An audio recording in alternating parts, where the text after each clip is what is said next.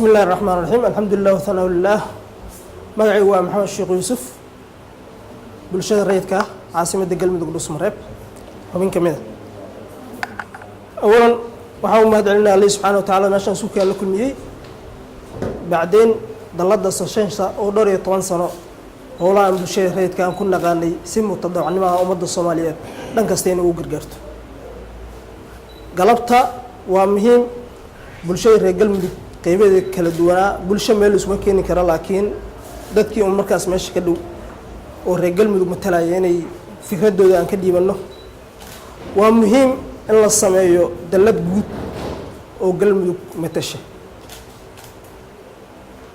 anigu waxaan qabaa in la sameeyo guddi assessment oo deegaanada galmudug loo diro oo jaamacadaha taga xarumaha ganacsiga taga bulshada rayidka meeshaas ka dhigan taga la kaashada maxaa yeelay Ilaahay subhanahu wa ta'ala ayad quraan wuxuu ku yiri tacaawunu 'ala al-birri wat-taqwa wa la tacaawunu 'ala al-ithmi wal-'udwan xargeeya hina qabso waqtasimo bihablillah jamiican dhamaanteen haddaan isku dubnaano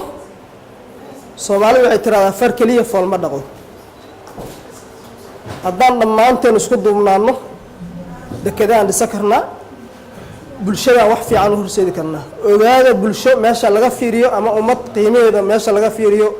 qiyamka ama value-ga waa bulshada markaas meesha deegaanka joogto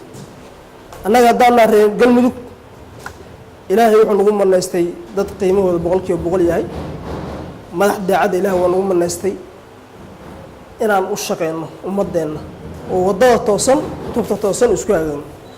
maxaa yeelay fanaanadii hooda qaar waxay tiri midigtooda maciin ma leh hadday bidixdu maqan tahay waa laba mataan hawsha maamulay waa muhiim in through media idoo idaacadahana loo marsiiyo sida loo sameyn lahaa idaacadaha qaarkood waa nagu tadawacayaan inaan qadka telefoonada dadka ugu shidno barnaamijyadas laga qayb qaato waana soo dhaweynaynaa wabillahi tawfiiq assalaamu calaykum waraxmatullahi wabarakatuh